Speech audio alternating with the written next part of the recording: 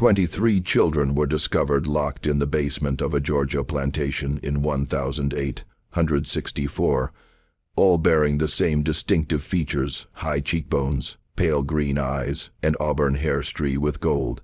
When Union soldiers forced open the iron doors of Thornhill Estate in Burke County, they found these children huddled together in darkness, some as young as 4, others approaching adolescence. The eldest, a girl of 13, told the officers something that made veteran soldiers physically ill. "Mistress says we are her legacy. We cannot leave because we are her blood." Military records from the 34th Massachusetts Infantry mention the incident only once in a letter marked confidential and buried in regimental archives for over a century. Local histories of Burke County omit Thornhill Estate entirely, as if the plantation and its mistress never existed. But they did exist.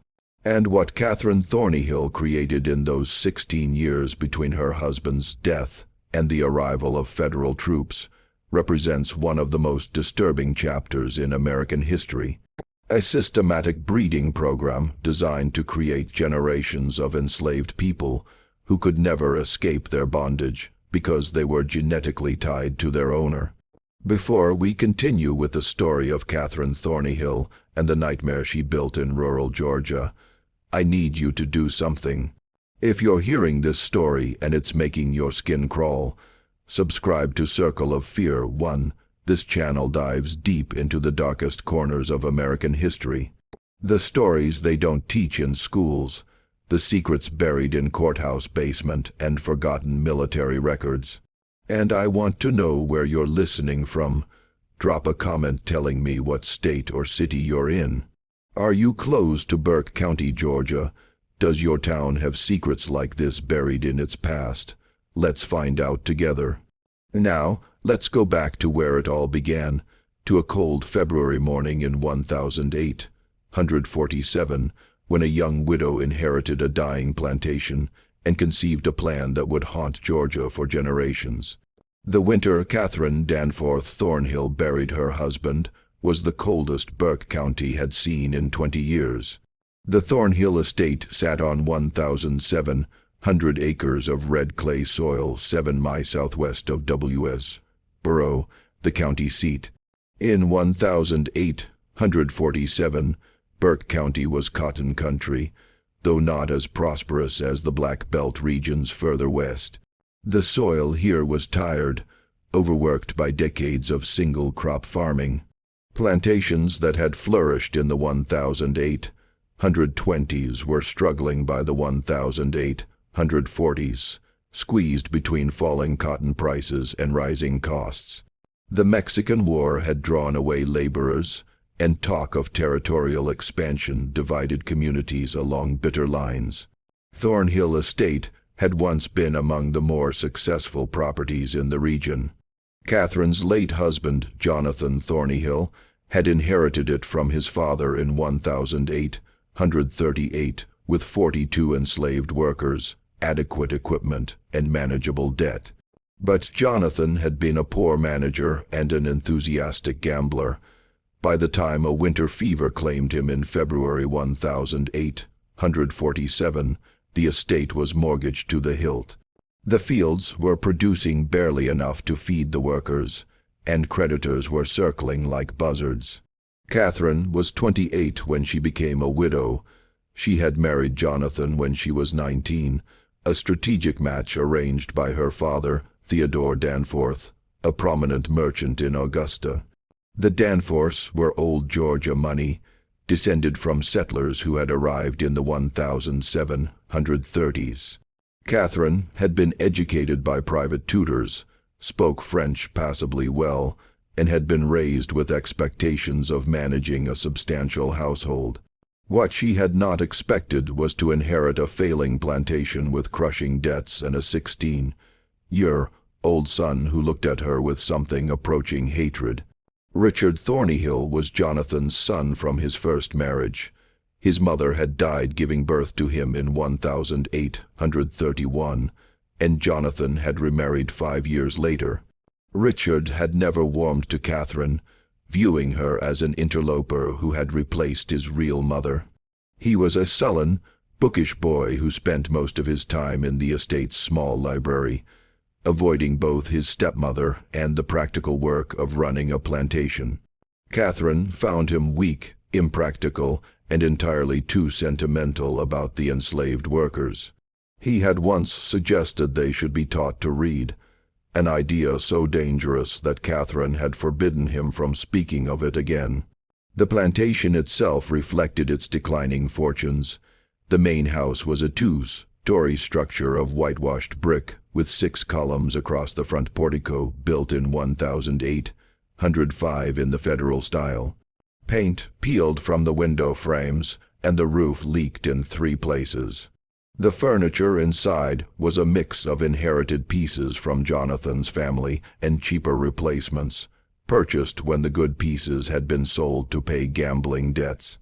Behind the main house stood the kitchen building, the smokehouse, the dairy, and the overseer's cottage, all in similar states of disrepair. Further back, beyond a line of live oaks draped with Spanish moss, were the quarters where the enslaved population lived. In 1847, 31 people remained on the property, 11 men, 13 women, and 7 children. 16 others had been sold off over the previous 3 years to satisfy Jonathan's creditors. Those who remained knew that more sales were coming. Fear hung over the quarters like fog over the Savannah River. Catherine spent the first month after Jonathan's death in a kind of controlled fury. She met with the estate's lawyer, Ambrose Talbot, who laid out her options in blunt terms. Sell the property and the remaining workers to settle the debts, and perhaps have enough left over to live modestly in Augusta under her father's roof, or find some way to make the plantation profitable again, which Talbot considered unlikely given the state of the cotton market and the estate's depleted resources. Neither option was acceptable to Catherine. Returning to Augusta would mean admitting failure, living as a dependent spinster in her father's house, forever marked as the widow who couldn't hold on to her inheritance. But she also recognized that traditional plantation management wouldn't save Thornhill Estate. The land was worn out. The equipment was old. The remaining enslaved workers were insufficient in number to work the cotton fields profitably, and she had no money to purchase more. It was during one of these sleepless nights, poring over the estate's account, books by candlelight, that Catherine conceived her plan. The idea came to her with the cold logic of desperation. If she couldn't afford to purchase workers, she would breed them, but not in the haphazard way most plantations did it, offering minor incentives for couples to have children and waiting 15 years for those children to become productive laborers. No, Catherine envisioned something far more systematic, more controlled.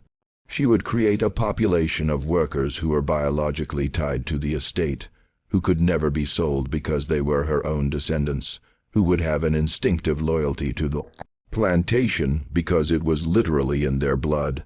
The plan was monstrous, but to Catherine it was also elegant. She was still young enough to bear children. She would select the strongest, healthiest men among the enslaved population and conceive children with them.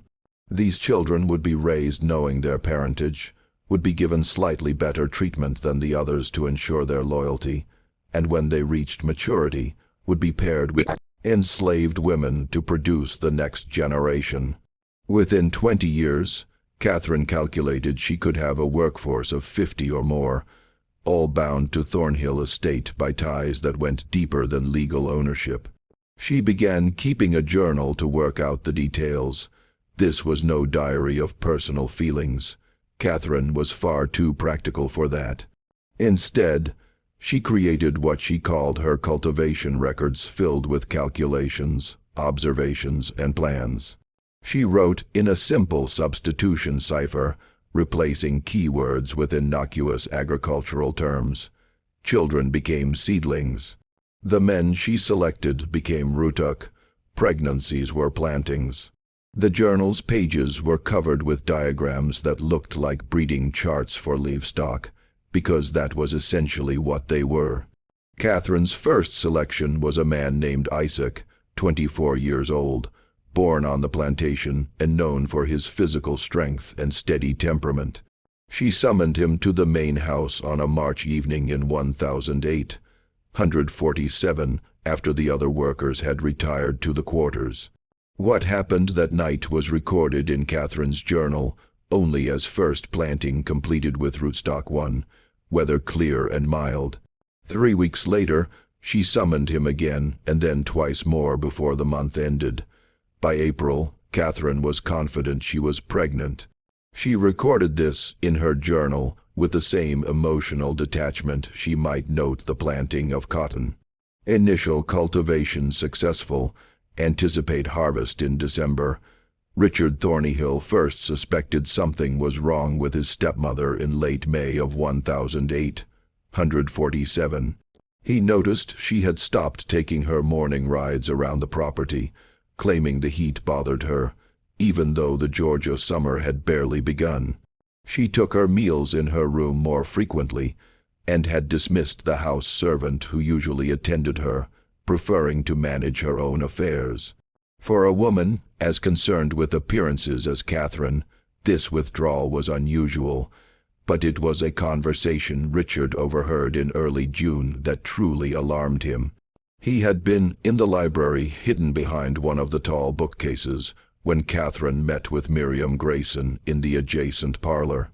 Mrs. Grayson was the local midwife, a sharp, featured woman of 50 who attended births for both white and enslaved families throughout Burke County. Richard knew her slightly. She had a reputation as a skilled practitioner, but also as someone who asked few questions and kept confidences. "Absolutely. You're certain of your condition, Mrs. Grayson asked in her clipped professional tone. "Quite certain," Catherine replied. "I should think sometime in early December. And Mr. Thornhill passed in February, you said." There was a pause. Richard pressed himself against the bookcase, hardly breathing. "My late husband and I were intimate in January," Catherine said evenly. "Shortly before his final illness. Of course, Mrs. Grayson's voice carried a note of something, not quite disbelief, but a careful neutrality. "I'll need to examine you properly, and we should discuss the arrangements for the delivery.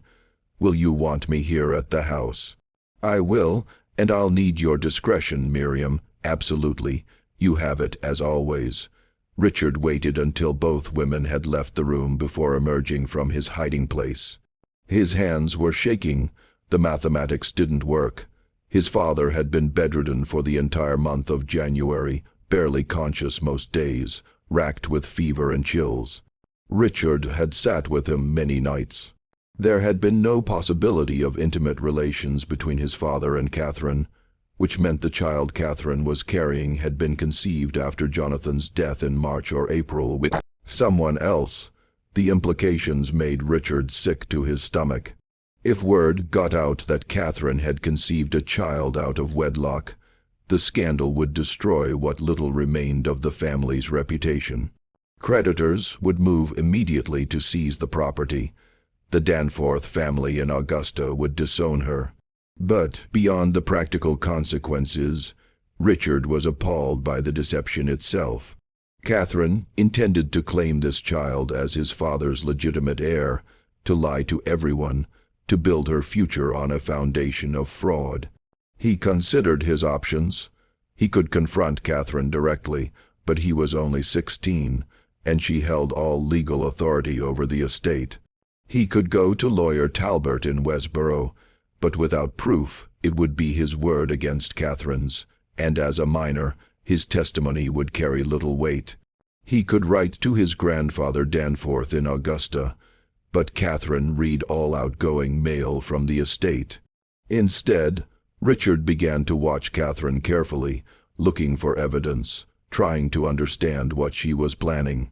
He noticed that she summoned Isaac to the main house regularly, always after dark, always when the overseer was away in town or occupied with duties elsewhere on the property. He saw how Catherine's manner toward Isaac was different from her treatment of other enslaved workers. Not kind exactly, but less overtly hostile. She spoke to him in full sentences rather than curt commands. By July, Richard was certain Isaac was the father of Catherine's child.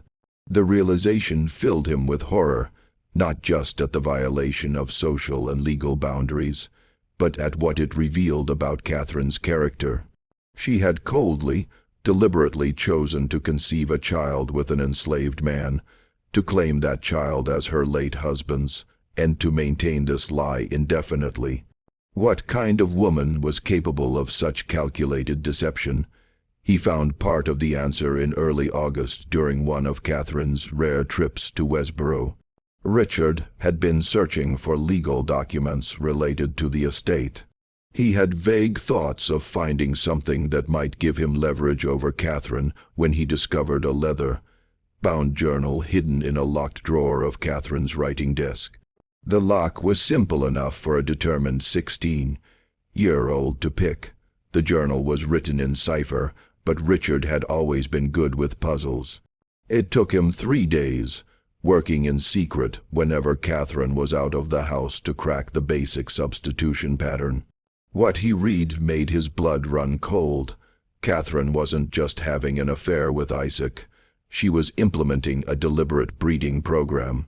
The journal laid it out in chilling detail.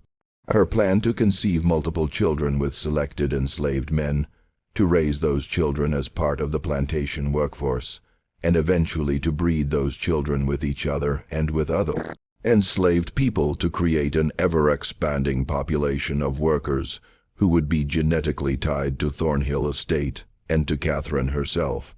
There were charts, calculations of expected births over 5-year periods, notes on which men displayed desirable physical characteristics, speculation about whether traits like strength, intelligence, and temperament were heritable. It read like something from a livestock breeder's manual, except the livestock were human beings. Richard copied several pages of the journal, translating the cipher into plain English, his hand shaking so badly he could barely hold the pen. This was evidence. This was proof of Catherine's depravity. He could take this to the authorities. He could expose her. But that night at dinner, Catherine looked at him with those cold green eyes and said casually, "Richard, have you been in my study recently? Some of my papers seem to have been disturbed." "No, ma'am," Richard lied, his throat tight. "I keep certain documents locked away for good reason," Catherine continued, cutting her meat with precise strokes.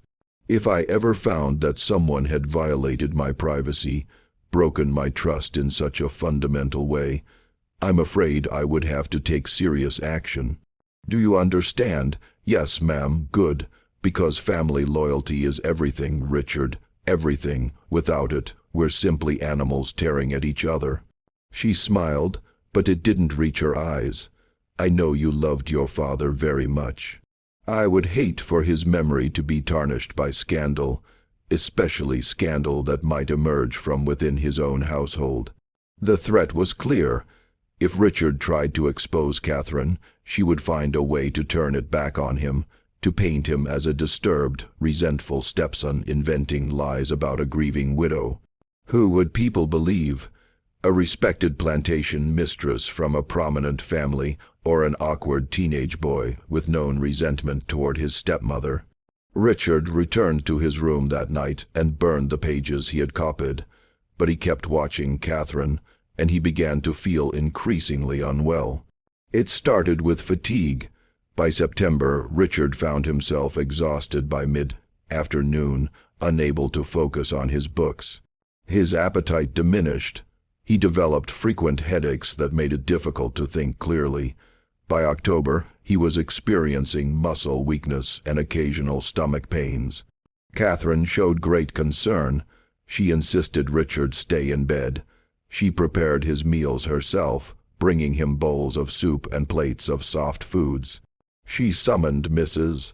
Grayson to examine him. The midwife, who also served as a general medical practitioner in the absence of a proper physician, diagnosed nervous exhaustion complicated by possible consumption.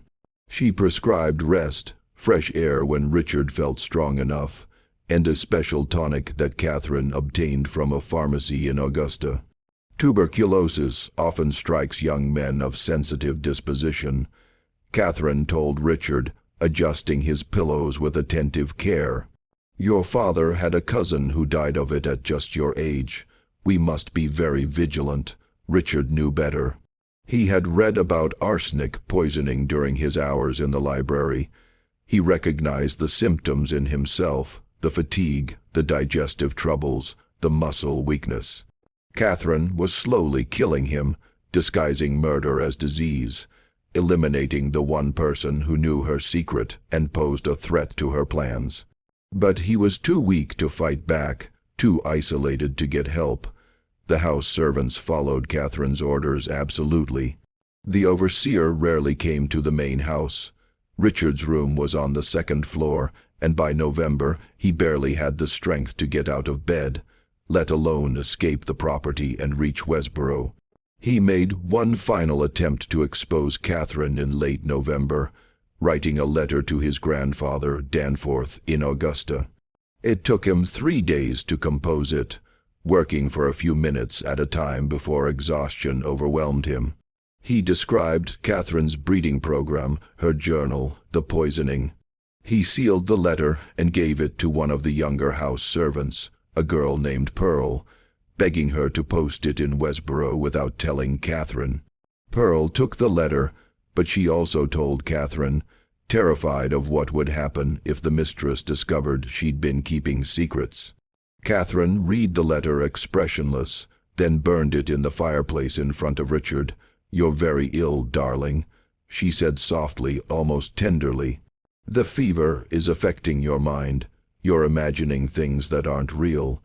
It's a mercy, really, that you won't have to suffer much longer.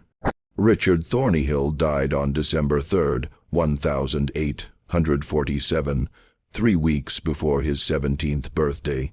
Dr. Samuel Pritchard from Westboro, summoned to record the death, noted consumption as the cause, and remarked that the young man had wasted away with tragic speed. Catherine wept decorously at the funeral. She wore black for a full year. 4 days after Richard's burial, Catherine gave birth to a healthy son.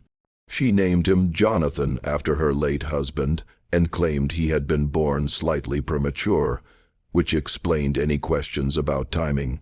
Few people in Burke County thought to count backwards from the birth to Catherine's widowhood.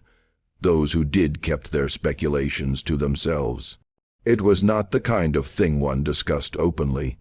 The years between 1848 and 1856 transformed Thornhill Estate in ways that seemed almost miraculous to outside observers. The plantation that had teetered on the edge of bankruptcy slowly regained its footing. Cotton production increased. The enslaved workforce grew. Catherine Thornyhill earned a reputation as a shrewd, if somewhat reclusive, plantation mistress who managed her property with uncommon efficiency. But that efficiency came at a terrible cost that no outsider ever saw. Catherine gave birth 4 more times between 1848 and 1853. Daughters named Elena, Abigail, and Margaret, and another son she called Samuel. Each birth was attended only by Miriam Grayson, who by now was deeply complicit in Catherine's schemes. The midwife received generous payment for her services and her silence, regular fees that far exceeded her normal rates, plus a small cottage on the edge of the Thornhill property where she could live without paying rent. Mrs. Grayson's role extended far beyond delivering Catherine's children.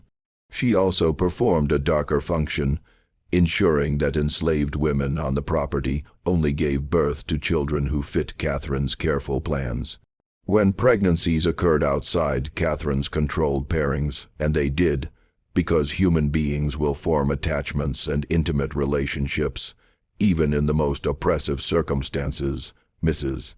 Grayson provided abortifacts, plant-based compounds that induced miscarriages. She performed these procedures in a small room behind the overseer's cottage, away from the main house, away from witnesses.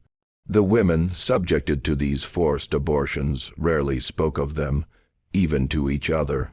The trauma was profound, the grief unvoicable in a system that already denied them autonomy over their own bodies. But whispers circulated through the quarters anyway. Stories of women who had been pregnant one week and bleeding the next, who were told they had simply lost the babies naturally, though everyone knew Mrs. Grayson had been involved. One woman named Ruth tried to resist. In the spring of 1851, she was 5 months pregnant when Catherine discovered that the father was not the man Catherine had designated for her, but instead a young field hand named Samuel, with whom Ruth had formed a genuine attachment. Catherine ordered Mrs. Grayson to terminate the pregnancy immediately. Ruth ran. She made it nearly 4 miles into the pine forests southwest of the plantation before the overseer's dogs tracked her down. She was dragged back to Thornhill Estate, held down by 2 men while Mrs. Grayson forcibly administered the abortifacient compounds. Ruth survived the ordeal physically, but something fundamental broke inside her. She worked mechanically after that, spoke rarely, and died 2 years later during a fever outbreak that swept through the quarters. She was 24 years old, but Ruth's tragedy was just one among many. By 1856, Catherine's program had produced 7 children of her own, all of whom were being raised in a peculiar liminal space. They were legally enslaved. Catherine had registered them as such in the county records, claiming them as children born to enslaved women on the property, which gave her legal ownership of them, but in practice they lived in the main house, wore decent clothes, ate better food than the other enslaved children, and received informal education from Catherine herself. Young Jonathan, the eldest, was 8 years old in 1856. He was a serious, quiet child who resembled Catherine strongly. The same green eyes, the same auburn hair, the same sharp features. He had no memory of his father, Isaac, who had been sold to a plantation in Alabama in 1849. Catherine had found Isaac's presence a complication once his purpose had been served. The money from his sale helped pay down some of the estate's remaining debts. The younger children knew nothing of their true parentage. Catherine told them they were fortunate orphans whom she had taken into her household out of Christian charity. She taught them to read and write, a dangerous illegality in Georgia, where teaching enslaved people literacy was prohibited by law. But Catherine was confident no one from the outside would ever enter her home and discover what she was teaching these children. She was grooming them, preparing them for the next phase of her plan, but that phase required patience. The children needed to reach physical maturity before they could be used for breeding. Catherine continued her meticulous record-keeping, tracking their growth, their health, their temperaments. She noted which children showed physical strength, which seemed more intelligent, which were more compliant. She was planning pairings decades in advance. In the meantime, she continued having children of her own. 3 more were born between 1854 and 1856, sons named William and Henry, and a daughter called Caroline. Each had a different father, carefully selected from among the enslaved men on the property. Catherine's criteria were ruthlessly practical. Physical health, strength, decent teeth, good eyesight, no obvious impairments. She cared nothing for their personalities or characters. They were, in her mind, simply genetic material to be utilized. The men themselves had no choice in the matter. When Catherine summoned them to the main house, they came, knowing that refusal would mean brutal punishment or sale. Some of them understood what was happening, that the children Catherine bore would be their own biological offspring, even as those children would be raised to think of Catherine as their benefactors and savior. The psychological torture of this situation was extreme. They were forced to become fathers to children they could never acknowledge, never parent, never protect. One man named Thomas was summoned to the main house in 1855. He was 26 years old, married to a woman named Hannah, who lived in the quarters. Hannah was pregnant with their first child. When Thomas learned that Catherine intended to use him for breeding, he tried to refuse. The overseer, a brutal man named Virgil Kane, had Thomas whipped in front of the assembled enslaved population. 39 lashes that left his back scarred for life. Then Catherine had him brought to the main house anyway. Thomas complied. He had no other choice, but he never spoke to Hannah about what happened in the main house, and Hannah never asked. Some knowledge was too poisonous to voice.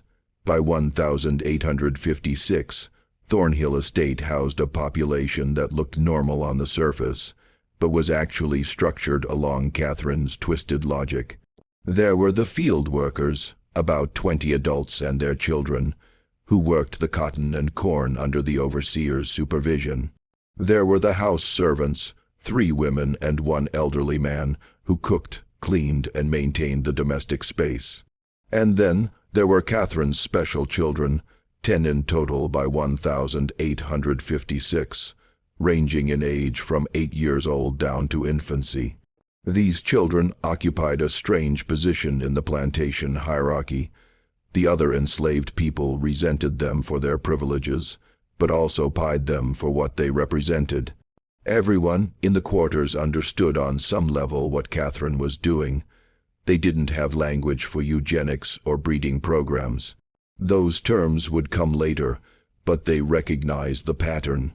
They saw how Catherine kept detailed records of the children, how she measured them periodically, how she noted their development in her locked journal, and they waited with a kind of horrified anticipation for what would happen when these children grew up, because everyone knew what Catherine intended.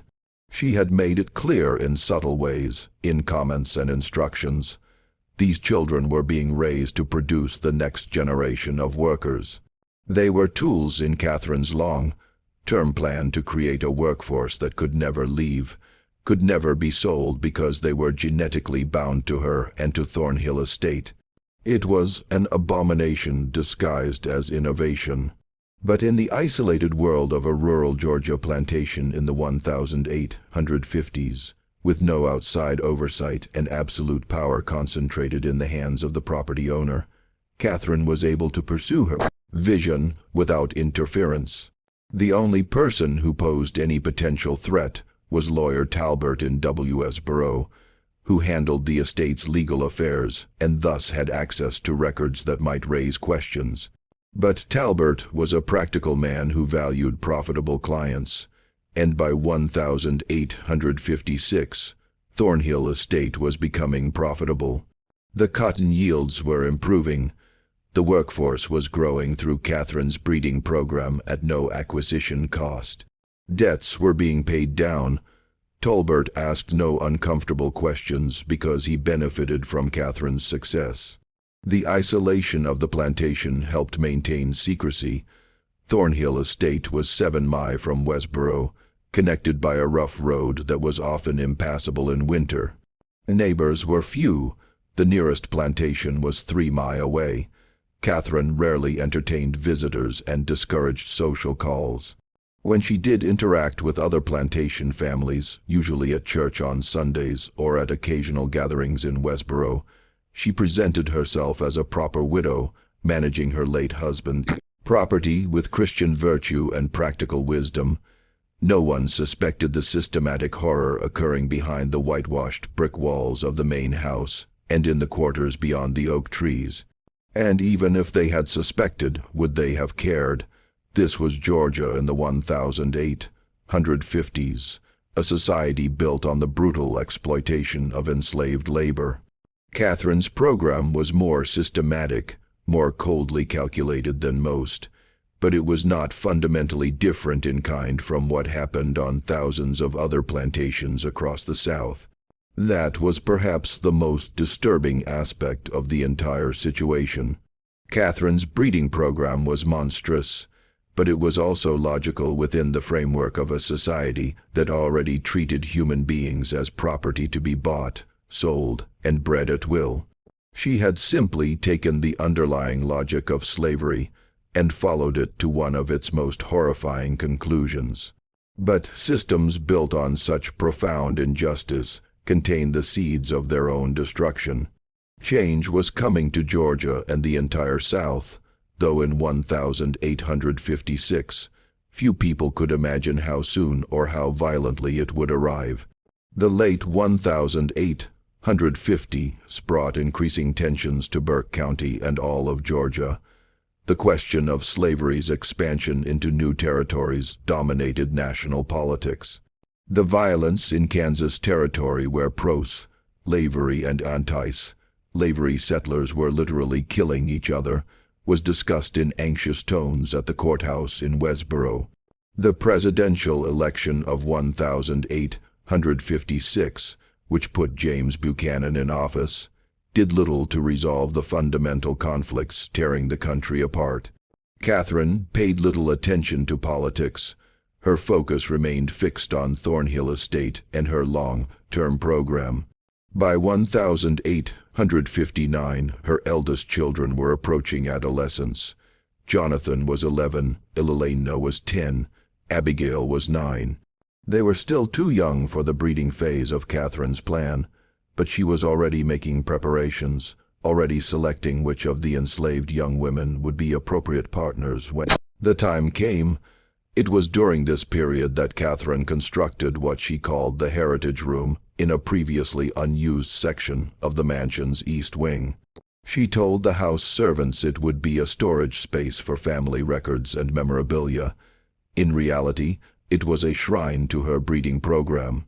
The room was windowless, lit by oil lamps with walls lined with shelves and a large table in the center. On the shelves, Catherine stored her coded journals, 3 leather-bound volumes by 1859, chronicling every birth, every pairing, every observation about the children's development. She also kept small glass vials, each labeled with a name and a date containing locks of hair from each child. These samples were arranged in rows organized by generation and parentage, a physical archive of her genetic experiments. On the table, Catherine had drawn elaborate family trees in ink, showing not actual family relationships, but her planned pairings for future generations. Lines connected names with notations about anticipated outcomes: strong constitution, good teeth, intelligent, compliant temperament.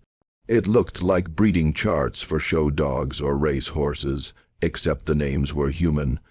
Abigail paired with Thomas's son, Jacob. Eleanor with Isaac's son, Marcus, who would be born in 1862. Margaret with Samuel's nephew, Peter. Catherine spent hours in this room, planning decades into the future, imagining a Thornhill estate populated by 100 or more workers, all descended from her, all genetically and psychologically bound to the land. In her mind, she was creating something revolutionary. A plantation that would never face labor shortages, never require expensive purchases of new workers, never risk mass escapes because the enslaved population would have nowhere else to go. They were family in the most literal sense. The practical implementation of this vision required Catherine to exert even tighter control over the plantation's social structure. She began separating the children into different groups based on their roles in her program. The special children, her own biological offspring, continued living in or near the main house. The other enslaved children were kept at a distance, sleeping in the quarters, working in the fields as soon as they were old enough. But Catherine needed these other children too. They were necessary for the genetic mixing she envisioned. So, she implemented a system of subtle manipulation, offering small privileges to families who cooperated with their pairings, threatening separation and sale to those who resisted. The psychological pressure was immense and constant. A woman named Violet, mother of 3, found herself in an impossible position. In 1860, Catherine had decided that Violet's eldest daughter, a girl of 14 named Sarah, should be paired with one of the older field hands, a man in his 30s named Elijah. Sarah was terrified she was still a child, and Elijah was old enough to be her father. Violet begged Catherine to wait to give Sarah more time. Catherine's response was cold. "You have 2 younger daughters, Violet. Would you prefer I sell them to settle this matter? Or will Sarah do her duty to this estate and to you?" Sarah was paired with Elijah that autumn. She gave birth to a daughter 9 months later and died from complications of the delivery. She was 15 years old. Violet never recovered from the loss. She continued working mechanically, speaking to no one, and in 1862, she walked into the Savannah River and drowned herself. But tragedies like Sarah and Violet's were invisible to outside observers. When visitors came to Thornhill Estate, which was rare, they saw a well-managed plantation with neat fields, a substantial house, and a workforce that appeared adequately fed and housed. The horror was carefully hidden, buried in the quarters, locked in the heritage room, encoded in Catherine's journals. Then came 1860, and everything changed. Abraham Lincoln was elected president. South Carolina seceded from the Union in December. Georgia followed in January 1861, with delegates at the secession convention in Milledgeville voting 208 to 89 to leave the United States and join the Confederate States of America. War came in April with the firing on Fort Sumter. Initially, many Georgians believed it would be a short conflict, a few months, perhaps a year, and the Confederacy would establish its independence. But the war dragged on through 1861 into 1862 through 1863. Young men from Burke County marched off to fight in Virginia and Tennessee. Some returned in coffins. Others didn't return at all. The war disrupted Catherine's plans in ways she hadn't anticipated. The overseer, Virgil Carr, enlisted in the Confederate Army in 1861 and was killed at Shiloh in April 1862. Finding a replacement was difficult. Most able-bodied white men were away at war. Catherine eventually hired an elderly man named Silas Kendrick, who was too old for military service. Kendrick was less brutal than Kane had been, but he was also less effective at maintaining discipline and control. The enslaved population at Thornhill Estate began to sense the shifting power dynamics. News filtered through the slave networks that connected plantations across Georgia. Whispered reports of Union victories, rumors that Lincoln had issued a proclamation freeing enslaved people in Confederate territory, speculation about what would happen if the Yankees came south. Catherine tightened her control as best she could. She confined the enslaved population to the plantation, forbidding anyone from leaving, even to visit relatives on neighboring properties.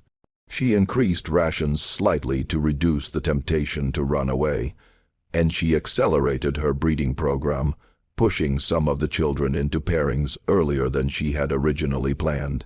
Jonathan, her eldest son, turned 15 in December 1862. Catherine decided he was ready. She had selected a young woman named Rachel, 16 years old, the daughter of one of the field hands. Rachel had no say in the matter. In February 1863, Catherine arranged for Jonathan and Rachel to be married in a ceremony she conducted herself in the main house, a mockery of a wedding with no legal standing, designed purely to give a veneer of respectability to the breeding pairing. Jonathan, who had been raised in isolation from the other enslaved people and taught to think of Catherine as his benefactors, accepted this arrangement without question. He had no understanding of what had been done to him, no awareness that Catherine was his biological mother, no sense of the profound wrongness of the entire situation. Rachel, traumatized into silence, said nothing, but others in the quarters were watching. They saw Catherine pairing these special children, the ones she'd raised in the main house, with the other enslaved young people. They understood this was the next phase of whatever Catherine had been planning all these years, and a quiet, desperate rage began building in the quarters. A rage that would have nowhere to go until circumstances finally shifted in their favor. The spring of 1863 brought terrible news to Burke County. Confederate losses were mounting. The Union Army controlled the Mississippi River after the fall of Vicksburg. In July, Lee's invasion of Pennsylvania ended in disaster at Gettysburg. Shortages of food, cloth, and basic supplies made life increasingly difficult, even for white plantation families. For the enslaved population, conditions became harsher still as Catherine rationed everything more severely. But something else was happening at Thornhill Estate, something Catherine tried desperately to hide from the outside world.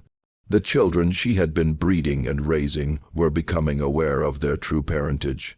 It began with Elena, Catherine's second-born daughter, now 14 years old. She had always been the most observant of Catherine's children, the one who asked uncomfortable questions. In May 1863, while helping Catherine organize papers in the study, Elena discovered one of the coded journals that Catherine had carelessly left unlocked. Elena had learned to read from Catherine herself. She was intelligent, curious, and bored with the limited reading material available in the house. The journal's cipher intrigued her. She spent 3 weeks working on it in secret, the same way Richard had done 16 years earlier, slowly decoding the substitution pattern. What she found destroyed her understanding of her entire existence. The journal detailed her conception. Second planting with rootstock 2, Thomas, age 21, excellent physical specimen, strong back, good teeth. Weather warm and humid, anticipate harvest in late October 1848. Elena read the entry again and again, her hands shaking. Rootstock 2, Thomas, she knew Thomas. He was one of the field hands, quiet man in his 30s, who never made eye contact with anyone. He was her father. Catherine was her mother. She was not an orphan raised out of charity. She was the product of Catherine's deliberate breeding experiment. The implications cascaded through Elena's mind. If this was true for her, it was true for Jonathan, for Abigail, for all the children Catherine had brought into the main house. They were Catherine's biological children, conceived with enslaved men, and they had been lied to their entire lives. Worse still, the journal laid out Catherine's plans for their futures. Elena read the notations about pairings, about anticipated offspring, about the creation of a self-sustaining workforce. She saw her own name in one of the charts, connected by a line to someone called Marcus Isaac's son, to be born 1862. Pairing with Elena anticipated 1865. Elena felt physically sick. Catherine intended to pair her with a boy who hadn't even been born yet, to force her to have children who would be enslaved on this plantation forever, to turn her into another breeding tool in this nightmare system. She confronted Catherine that night, her voice shaking with rage and horror. "I read your journal. I know what you are. I know what I am." Catherine's face went still, her eyes cold as winter. "You should not have done that, Eleanor. You're my mother. Thomas is my father, and you've been planning to breed us like animals." Elena could barely force the words out.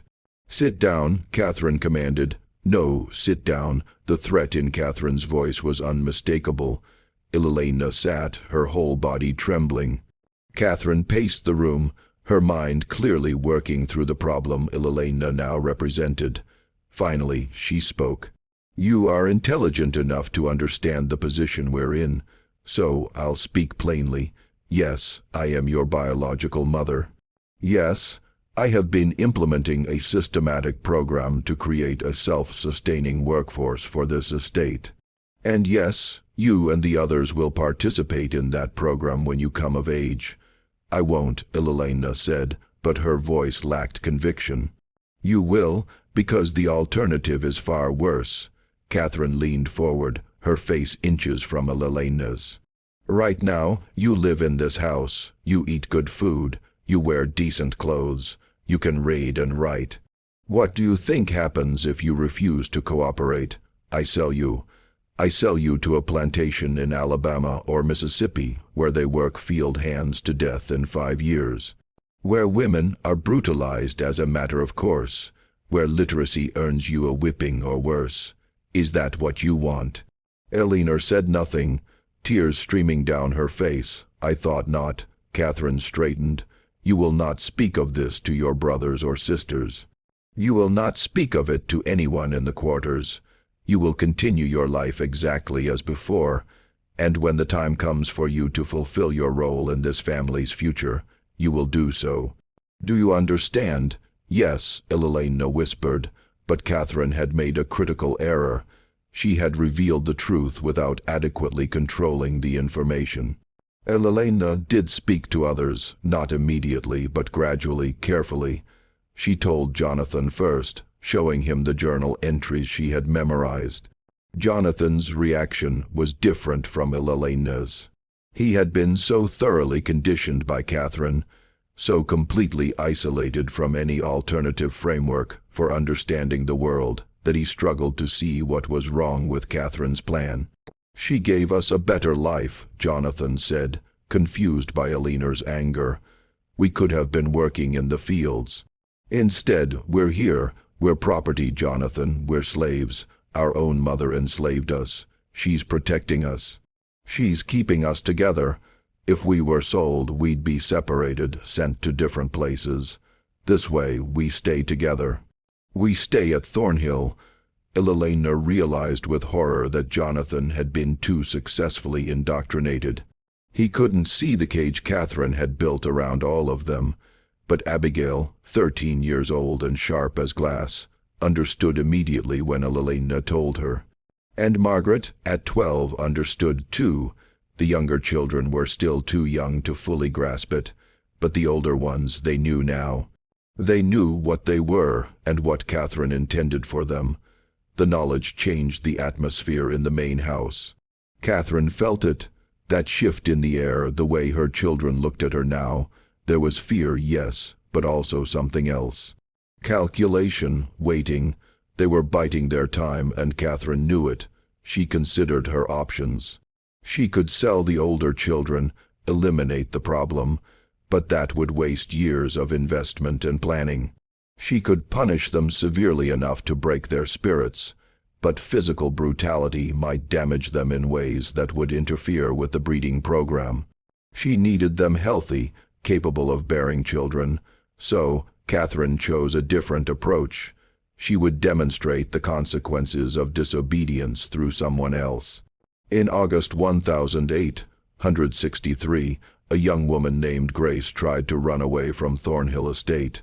She was 17, pregnant and desperate. She had been paired with one of the field hands against her will, and she couldn't bear the thought of bringing a child into this system. She ran at night, heading east toward the Savannah River, hoping to somehow cross into South Carolina, and from there make her way to Union lines. She was caught within 12 hours. The dogs tracked her to a creek 3 miles from the plantation. She was brought back, locked in one of the outbuildings. And the next morning, Catherine assembled everyone, all the enslaved people, including her special children from the main house in the yard between the quarters and the mansion. Grace was brought out, her hands tied. Catherine stood on the porch of the main house, her face expressionless. This woman attempted to abandon her responsibilities to this estate and to all of you. She attempted to destroy the family we have built here. The penalty for such betrayal must be severe. What followed was brutal. Grace was whipped publicly. 20 lashes administered by the elderly overseer Kendrick, who carried out the punishment with grim reluctance. Catherine made all the children watch, including her own biological offspring. The message was clear. This is what happens to those who try to leave. But Catherine had miscalculated again. The public punishment didn't terrify the enslaved population into submission. Instead, it clarified something for them. Catherine was willing to use extreme violence to maintain her control, which meant she was afraid. And if she was afraid, that meant they had more power than they'd realized. Whispers began circulating through the quarters in the weeks that followed. Whispers about waiting for the right moment. Whispers about what would happen when the war ended, because surely it would end, and surely the Yankees would come south, and surely things would change. All they had to do was survive until then. Elena heard these whispers. She began spending time near the quarters when Catherine wasn't watching, developing relationships with the other enslaved people. She had been kept separate from her entire life. She learned things Catherine had never told her about her father Thomas, about the other men Catherine had used, about the women who had died or been broken by Catherine's program. One evening in October, Elena met with a group of the older enslaved women in the woods beyond the quarters. They sat in a circle in the darkness, speaking in low voices. A woman named Hope, in her 40s, looked at Elena with something between pity and respect. "Your mama? She thinks she made something special here," Hope said quietly. "Think she made family, but all she did was make people who hate her in ways she can't even understand." "What happens when the war ends?" Elena asked. "Depends on who wins," Hope replied. "Yankees win, we're free. Confederates win, things stay the same or get worse. But either way, your mama can't keep doing what she'd been doing. Too many people know, too many people angry, something got to break. What if we made it break?" Elena asked. The women looked at her in surprise. Hope leaned forward. "What you saying, child? What if we didn't wait for the war to end? What if we ended this ourselves?" The idea hung in the air, dangerous and intoxicating. One of the younger women, Anna, spoke up. "You talking about running, taking everyone and running or fighting?" Elena said. "There's only Mrs. Catherine and old Mr. Kendrick. There are 40 of us and 20 of them are children," Hope said practically. "And where are we going to go? Confederates catch runaways. They kill us or sell us further south. And you think they're going to see you as one of us or one of them?" The question stung because Elena didn't know the answer. She was Catherine's daughter. She had grown up in the main house. She could read and write. Her skin was lighter than most of the people in the quarters. Would they even accept her if things came to violence? Before Elena could respond, they heard footsteps crashing through the underbrush. Everyone scattered, melting into the darkness. Elena ran back toward the main house, her heart pounding, wondering if someone had heard their conversation, if Catherine would find out if everything was about to collapse. But no punishment came. The next day passed normally, and the day after that it seemed they had escaped detection. But the seed had been planted, the idea that they didn't have to passively wait for external forces to free them. They could act themselves. That idea began spreading through the quarters like a fever. Catherine sensed the change but couldn't identify its source. She increased her surveillance, had Kendrick patrol the quarters at night, restricted movement even further. The tension at Thornhill Estate grew thicker with each passing week. It was like watching a storm build on the horizon. Dark clouds massing, electricity charging the air, everyone waiting for the lightning to strike. The break came in March of 1864, but not in the way anyone expected. A unit of Confederate cavalry came through Burke County, requisitioning supplies from plantations, food, horses, cloth, anything useful for the war effort. Catherine had no choice but to comply. She provided corn, preserved meat, and 2 of the plantation's best horses. The soldiers stayed only one night, camped in the fields beyond the quarters, and departed at dawn. But their presence had consequences. The soldiers spoke openly about the war's progress, and the news was bad for the Confederacy. Sherman was pushing through Georgia. Union forces were closing in from multiple directions. Some soldiers spoke fatalistically about the war being lost, about going home, about the impossibility of maintaining the fight much longer. The enslaved population at Thornhill Estate heard every word. Hope surged through the quarters. Freedom was coming. It might be months or weeks, but it was coming. All they had to do was hold on a little longer. Except Catherine, sensing this hope and terrified by what it meant for her long-term plans, decided to act decisively. If the Confederacy fell, if the enslaved population was freed, everything she had built would collapse. Her special children would leave, her breeding program would end, 16 years of work would be for nothing. She couldn't allow that to happen. On the night of March 17, 1864, Catherine gathered her biological children in the main house.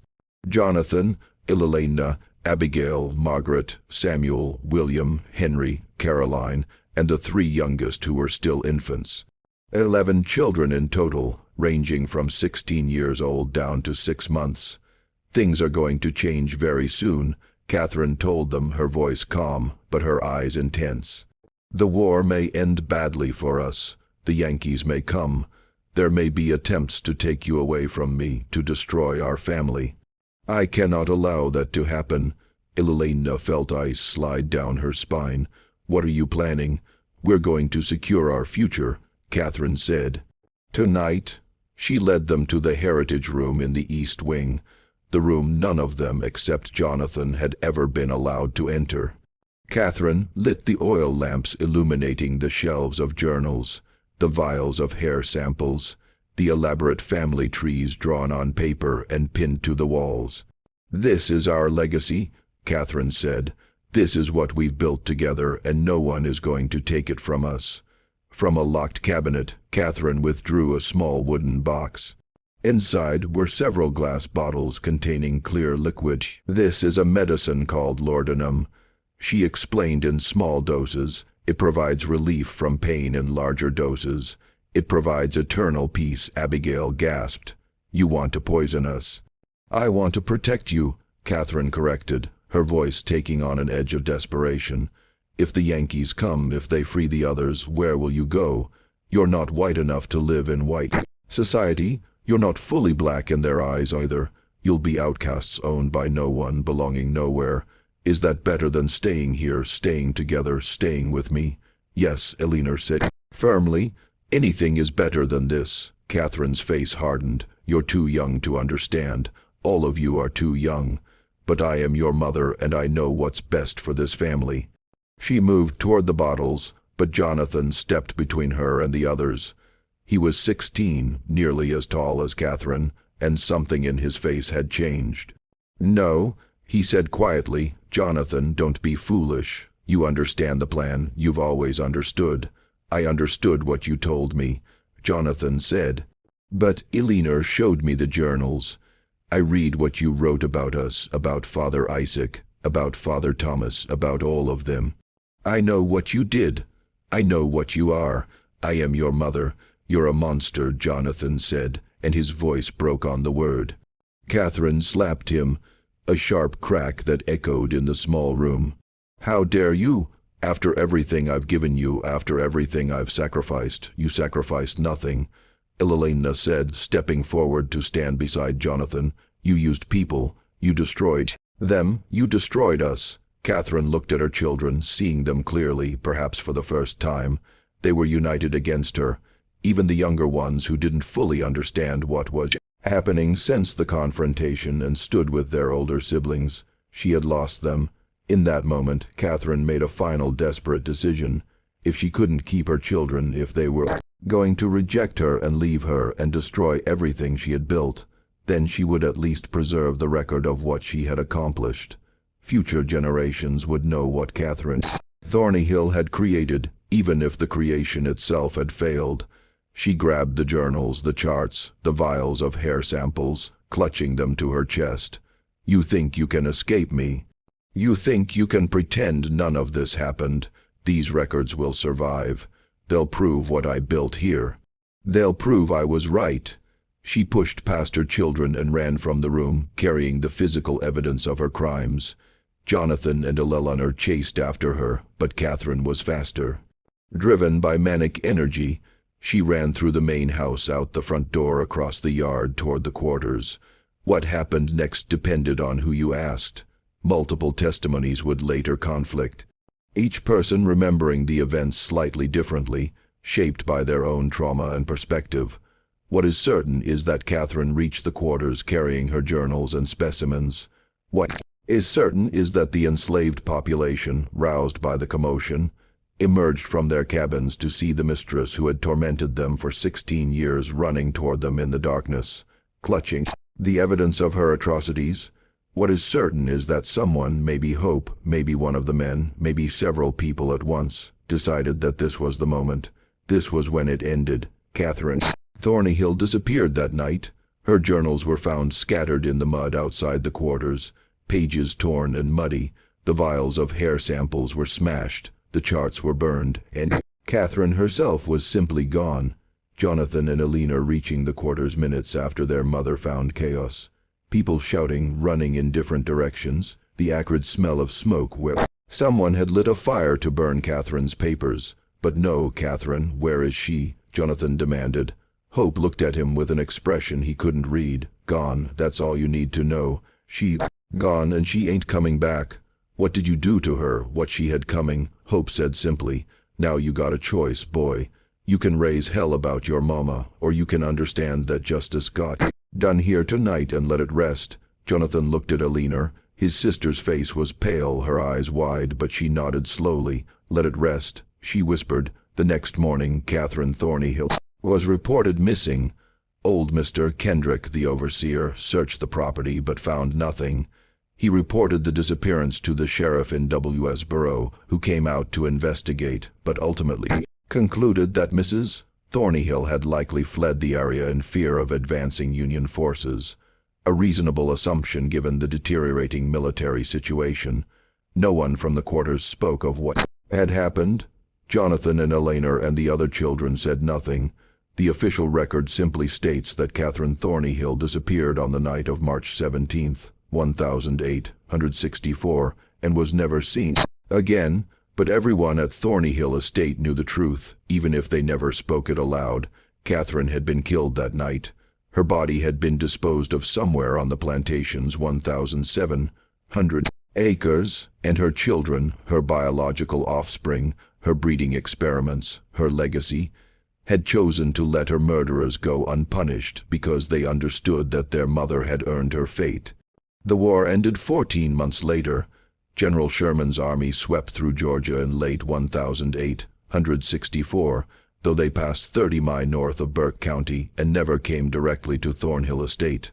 The Confederacy collapsed in April 1865. Freedom came to the enslaved population of Georgia through a combination of military occupation, the 13th Amendment, and the simple fact that the system of bondage could no longer be maintained. At Thornhill Estate, the transition was complicated. Jonathan, as Catherine's eldest child, had some legal claim to the property, but his status was ambiguous. Legally enslaved under Georgia law, but also Catherine's biological heir. Lawyer Talbot in W.S. Borough tried to sort out the mess, but eventually gave up. The property fell into a kind of legal limbo. Most of the formerly enslaved population left Thornhill Estate within weeks of emancipation. They scattered across Georgia and beyond, seeking family members who had been sold away years before, looking for opportunity in cities, or simply putting as much distance as possible between themselves and the site of their suffering. Some stayed, at least initially. Hope remained, helping to organize those who had nowhere else to go. Thomas stayed, Eleanor's biological father, who finally, after 16 years, was able to acknowledge his daughter openly. They had one conversation about Catherine, about what had been done to him and to Eleanor, and then they never spoke of it again. The pain was too deep, too tangled with the fundamental wrongness of the entire situation. Elelina herself stayed at Thornhill Estate until 1867. She learned in those years after the war how to exist as a free person, though the psychological damage of her childhood never fully healed. She eventually moved to Savannah, where she worked as a seamstress and married a carpenter named William Foster. She never had children. She never spoke publicly about her mother or her childhood. When she died in 1903, her obituary made no mention of Thornhill Estate or Burke County.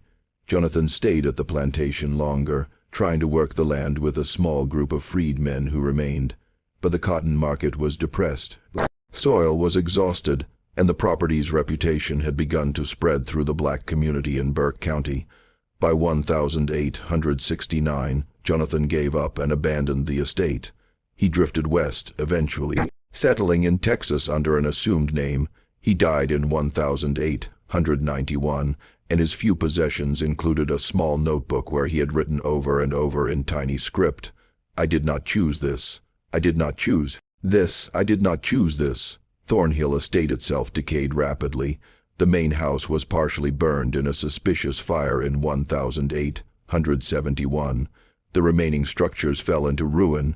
The land was eventually seized for unpaid taxes and sold at auction in 1878 to a timber company that cleared the old growth trees and divided the property into parcels. But in 1871, something was discovered that brought the entire story back to public attention, at least briefly. A well driller working on a neighboring property accidentally broke through into an old system on what had been Thornhill land. Inside the system, 30 ft below ground, was a skeleton. The remains were mostly intact, preserved by the cool, dry conditions. They belonged to a woman, probably in her 30s or 40s. Scraps of cloth suggested a dress from the 1860s. A corroded metal locket found near the skeleton contained 2 miniature portraits, a man and a young boy.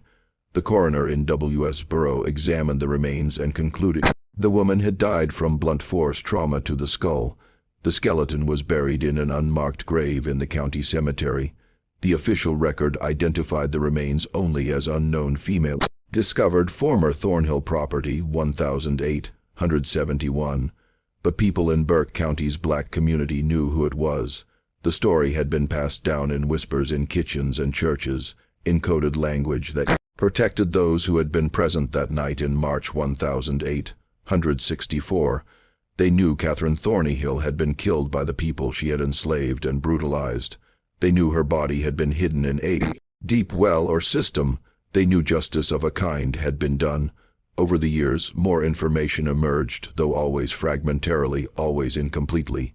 In 1889, a man on his deathbed in Alabama confessed to a minister that he had helped murder his former mistress in Georgia during the war. He provided no name, no details, but the minister noted the confession in his records. In 1902, a woman in Savannah, Hope's granddaughter, wrote a short memoir that mentioned the night the devil mistress disappeared and nobody mourned her. The most damning evidence came to light in 1923 when a historian researching Burke County's Civil War history discovered a cache of letters in the courthouse basement. Among them was a letter written in 1865 by Union Captain Samuel Reynolds, who had commanded one of the first federal units to enter Burke County after the war ended. Reynolds wrote, "We discovered disturbing evidence at a property called Thornhill Estate, indications of systematic breeding experiments conducted by the late owner upon enslaved persons, including her own biological offspring. The details are too grotesque to relate in full, but multiple witnesses confirmed that the woman, one Catherine Thornhill, had implemented a program to create a self-perpetuating enslaved population through forced reproduction across generations. The witnesses also informed us that Mrs. Thornhill disappeared in March 1864, and though they would not explicitly state what occurred, their meaning was clear enough. I have elected not to pursue the matter further, as it seems to me that whatever justice was enacted upon this woman was well deserved. I have directed my men to say nothing of what we learned here." The letter was filed away and forgotten again until a graduate student found it in 1954 while researching her dissertation on Reconstruction in Georgia. She tried to verify the story, interviewing elderly residents of Burke County who might remember family stories from that era. Most claimed to know nothing. One woman, 93 years old, the great-granddaughter of one of the enslaved people at Thornhill Estate, said only, "Some things happened that needed to happen. Some people did things that needed doing. And that's all that needs to be said about it." The final mystery of Thornhill Estate concerns the 23 children found locked in the basement when federal troops arrived. Captain Reynolds' official report mentions them, as do several letters written by soldiers in his unit. The children were freed and placed with freedmen families in Burke County and surrounding areas. But what happened to them after that is lost to history. Some of them surely survived to adulthood. Some likely had children of their own, which means there are probably people alive today living in Georgia or elsewhere who carry Catherine Thornyhill's genetic legacy without knowing it. They might be descended from Jonathan or Eleanor, or one of the other children from the breeding program. They might carry some of those distinctive features, pale green eyes, auburn hair, sharp cheekbones that marked Catherine's offspring. They would never know their ancestor built her legacy on one of the most calculated systems of exploitation and cruelty in American history. They would never know they exist because a woman decided to treat human beings as livestock, to build a dynasty on forced reproduction and genetic control. They would never know that their great-great-great-grandmother's body lies in an unmarked grave in Burke County, placed there by the people she had tormented, people whose names we will never know, because they protected each other's secrets even in freedom. The site of Thornhill Estate today is just fields and forest. The county maintains no historical marker. No books about Burke County history mention the plantation in any detail. The house's foundation is still visible if you know where to look, buried under decades of leaf fall and undergrowth. The old well where Catherine's body was hidden has long since collapsed and filled with earth. But the story persists, passed down through oral tradition in Burke County's black community, whispered in genealogy circles, referenced obliquely in academic papers about slavery and eugenics. It persists because it represents something true and terrible about American history. Not just the brutality of slavery itself, but the ways human beings will rationalize and systematize cruelty when they hold absolute power over others. Catherine Thornyhill convinced herself she was building something revolutionary, creating a new model for plantation management, securing her family's future. In reality, she was perpetuating and intensifying one of humanity's greatest evils. And the people she exploited, the people she bred and controlled and tormented, ultimately erased her from history as thoroughly as she had tried to erase their humanity. What do you think of this story? Do you believe everything was revealed, or are there still secrets buried on that land in Burke County? The truth is, we may never know the full extent of what happened at Thornhill Estate. The people who lived through it, the survivors, chose to carry some secrets to their graves. And maybe that's their right. Maybe some stories belong to the people who endured them, not to historians or storytellers like me. But we can honor those people by remembering that their resistance mattered, that their survival mattered, that they outlasted the system designed to destroy them. If this story moved you, if it made you think about the hidden histories in your own community, let me know in the comments below. Share this video with someone who appreciates deep dives into America's darkest chapters. Subscribe to Circle of Fear 1 for more stories that challenge what you think you know about history. And remember, the past is never as far behind us as we'd like to believe. See you in the next video.